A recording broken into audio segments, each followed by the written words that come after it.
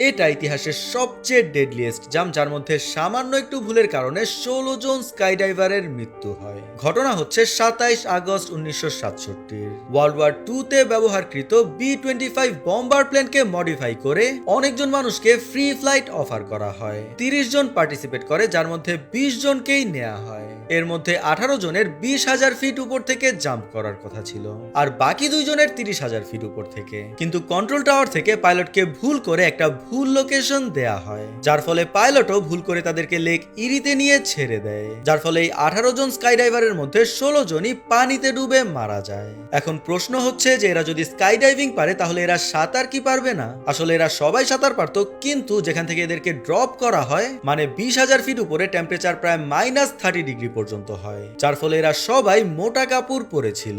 এর ফলে ভারী কাপড়ের কারণে পানিতে পড়েই ডুবে যায়। আর যেই বাকি ২ জন বেঁচে ছিল তারা আগে ভাগেই বুদ্ধি করে তাদের ভারী জামা কাপড় খুলে ফেলে, এতে করে তারা রেস্কিউ আসা পর্যন্ত ভেসেছিল।